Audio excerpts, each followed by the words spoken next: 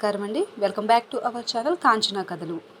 మనం పిల్లలకి మంచి నీతి కథలతో పాటు పురాతన గ్రంథాలను కూడా చిన్నప్పటి నుంచి అలవాటు చేస్తే వాళ్ళలో మంచి క్రమశిక్షణ, సంస్కారం, త్యాగం అనే మంచి గుణాలు అలవాటు పడతాయండి. పురాతన గ్రంథాలలో ఒకటైన మహాభారతం, బాలల మహాభారతాన్ని ఈరోజు మేము చదివినిపిస్తానండి. బాలల మహాభారతంలో మొత్తం 18 పర్వాలు ఉన్నాయండి. మొదటిది ఆది పర్వము, రెండవది సభాపర్వము, మూడవది అరణ్య పర్వము, నాలుగవది విరాట పర్వము, ఐదవది ఉద్యోగ పర్వము, ఆరవది భీష్మ పర్వము, ఏడవది ద్రోణ పర్వము, ఎనిమిదవది కర్ణ పర్వము, తొమ్మిదవది శల్య పర్వము, పదవది సాప్తిక పర్వము, 11 స్త్రీ పర్వము, 12 శాంతి పర్వము, 13 అనుశాసనిక పర్వము, 14 అశ్వమేధ పర్వము, 15 ఆశ్రమవాస పర్వము, 16 మౌసల పర్వము, 17 మహాప్రస్థానక పర్వము, 18 స్వర్గారోహణ పర్వము. ఈరోజు మనం ఆది పర్వము నుంచి విందామండి. ఆది పర్వము. పూర్వకాలమున మన దేశాన్ని పరిపాలించిన రాజవంశంలో ప్రసిద్ధి చెందిన రాజవంశంలో రెండు. ఒకటి సూర్యవంశము, రెండవది చంద్రవంశము. చంద్రవంశపు రాజుల్లో చెప్పుకోదగిన వారిలో దుష్యంతుడు ఒకడు. ఆ దుష్యంతునికి శాకుంతలకి జన్మించిన వాడే భరతుడు. భరతుడు చిరతనం నాటి నుండే అజేయ పరాక్రమవంతుడై పులులు, సింహాలతో ఆడుకునేవాడు. ఆ భరతుని పరిపాలనా కాలంలో ప్రజలు అన్ని విధములా ఆనందంగా ఉండేవారు. తనకు అప్పగించిన రాజ్యమును మరింతగా పెంచాడు. మరెన్నో విధములుగా రాజ్యమును అభివృద్ధి చేశాడు. ఈ విధముగా భరతుని వలన పెరిగిన రాజ్యమునకు భరతఖండమని పేరు వచ్చినది. భరతుని అనంతరము హస్తి అనువాడు రాజ్యపాలనలోకి వచ్చెను. హస్తి నివాసం ఏర్పరచుకున్న నగరమే హస్తినాపురముగా ప్రసిద్ధికెక్కింది. హస్తి తరువాత చెప్పుకోదగిన వాడిలో శంతనుడు ఒకడు. అతడు ప్రజారంజకముగా రాజ్యపాలన చేసేవాడు. తరచూ వేటకు వెళ్ళే అలవాటు గల శంతనుడు ఒకరోజు వేటాడి అలసిపోయి గంగా తీరమును చేరి అచ్చటి వీస్తున్న చల్లని గాలిని అనుభవిస్తూ విశ్రాంతి తీసుకుంటూ ఉండెను. అదే సమయమున అతనికి అనతి దూరంలోనే ఒక స్త్రీ విహరించినట్లుగా కనిపించెను. శంతనుడు ఆమె రూపలావణ్యములకు ఆశ్చర్యం పొంది మహాపరవశుడై, ఆహా, ఏమి ఈ అందము! ఈమెను వివాహం ఆడినచో లోకములో అతని కంటే అదృష్టవంతుడు మరొకడు గలునా అని తలంచుకొనెను. ఆమెను చూచుచూ తన్మయత్వం పొందెను. ఆమెయు అతని మనస్సును గ్రహించిన దానివలే శంతనుని అనురాగ దృక్పథములతో చూచినది. ఈ విధముగా చూపులు కలవగానే శంతనుడు ఆమెను సమీపించి, దేవి, నీ అనుమతితో నిన్ను వివాహం చేసుకున్నట్టుకు నిర్ణయించుకున్నాను. నీ అందము నన్ను మోహపరవశుని చేసినది అని తన కోరిక తెలిపాడు. రాజా, నిన్ను వివాహం ఆడుటకు నాకేమీ అభ్యంతరం లేదు. కానీ నాకు ఒక నియమం ఉన్నది. అదేమిటి అనగా, నేను చేసే పనులకు నీవు అడ్డు చెప్పకూడదు. అందుకు ఇష్టపడినట్లయితే నిన్ను భర్తగా స్వీకరించగలను. ఏనాడు నా పనికి అభ్యంతరం చెప్పి నన్ను తోలునాడుదో ఆ మరుక్షణమే నిన్ను విడిచి వెళ్ళిపోతాను సుమా అని చెప్పినది. ఆమె అందచందాలను మాత్రమే చూసి ముగ్ధుడై పరవశుడైన శంతనుడు ఆ విషయం ఏమిటో, దానివల్ల ఎటువంటి అనర్థం జరగనున్నదో ఆలోచించక, దేవి, నీవు నా భార్య అగుటయే నాకు ముఖ్యం. నీ మాటలకు చేతలకు నేను ఏనాడు అడ్డు చెప్పను. నీ ఇష్ట ప్రకారమే నడుచుకుంటాను అని మాట ఇచ్చి ఆమెను తన రాజధానికి తీసుకొని వెళ్ళి ఒక శుభముహూర్తమున శాస్త్రోక్తముగా పరిణయమాడి భార్యగా స్వీకరించాడు. వారిద్దరూ ఎంతో అన్యోన్యత కలిగి ప్రేమానురాగములతో కాలం గడుపుచూ ఉండరి. కొంతకాలమునకు వారికి ఒక కుమారుడు కలిగెను.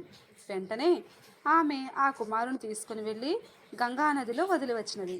ఈ విధముగా కలిగిన కుమారులను కలిగినట్లుగా వరుసగా 7 పుత్రులను గంగపాలు చేసినది. ఆమె ఆ రాక్షసుడిని చూస్తున్న శంతనుడు లోలోన బాధపడుచు ఆమెకిచ్చిన మాట కొరకు ఏమీ అనలేక ఊరుకుండెను. తానేమైనా అభ్యంతరం చెప్పినచో ఆమె తనని వదిలి వెళ్ళిపోతుందేమో అనే భయంతో తనలో తానే బాధను భరిస్తూ ఉండేవాడు. ఇలా జరిగిన మరికొంతకాలమునకు ఒకానొక శుభగడిలలో మరొక పుత్రుడు జన్మించాడు. ఆ బాలుడు దివ్య తేజస్సుతో ప్రకాశిస్తూ తల్లి యొక్క రూపలావణ్యములు కలిగి ఎంతో అందముగా నుండెను. శంతనుడు ఆ బాలుని అందచందాలకు మురిసిపోతూ, ఏమైనా సరే ఆ బిడ్డను గంగపాలు కానీయుటకు ఇష్టం లేక బిడ్డను కొనిపోవుచున్న భార్యను ఆపి, దేవి, ఇప్పటికీ 7 బిడ్డలను కఠినాత్మురాలివై గంగపాలు చేశావు. అయినా నీకిచ్చిన మాట కొరకు ఆ బాధను భరించాను. ఈ బిడ్డను అయినా చిరంజీవిగా ఉండని నీవు బిడ్డలను కన్న తల్లివై ఉండి గంగపాలు చేస్తున్నావు. మానవ మాతృలైతే ఈ దురాగతికి పాల్పడరు. మానవ రూపం దాల్చిన రాక్షసివా లేక పిశాచివా, అసలు నీవెవరు అని నిలదీశాడు. అందుకు ఆమె నవ్వుతూ, రాజా, నీకు కొడుకు కావాలంటే వీడిని నీకు ఇస్తాను, కానీ ఈ రోజుతో మన అనుబంధం తెగిపోయింది.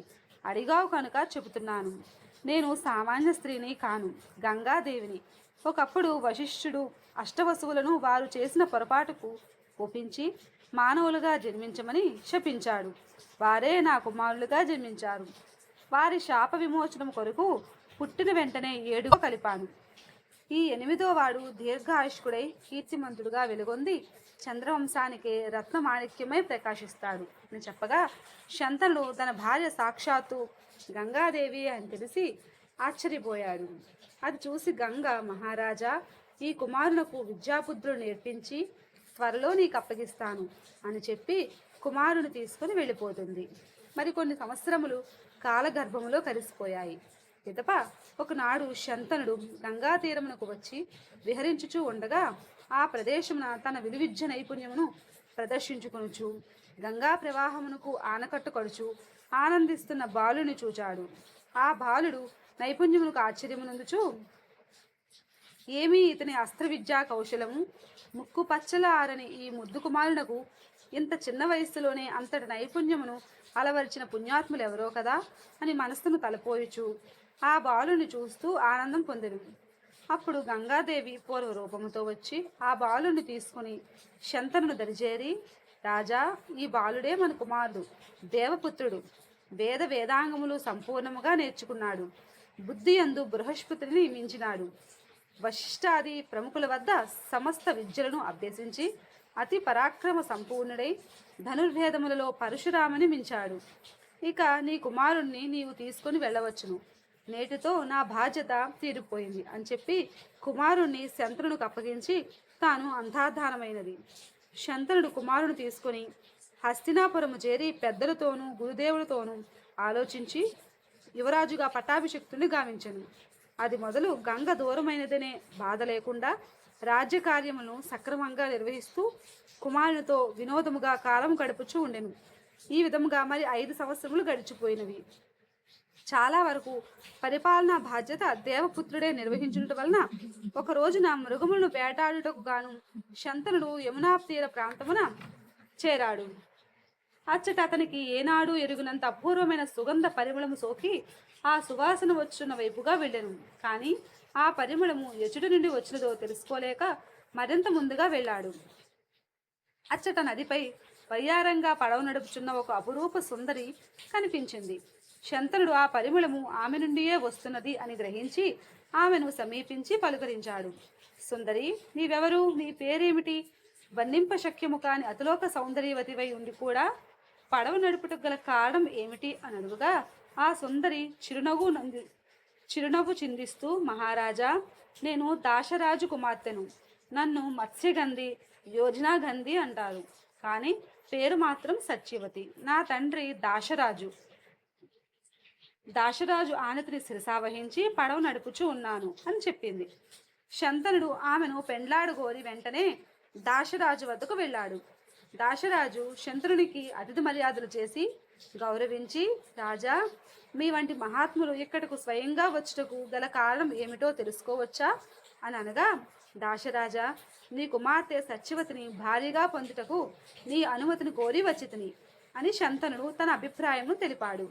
అది విని దాశరాజు, రాజా, నీ వంటి మహాత్ముడు కోరి నా అల్లుడవుతానంటే అంతకన్నా వేరే ఆనందం ఏమున్నది?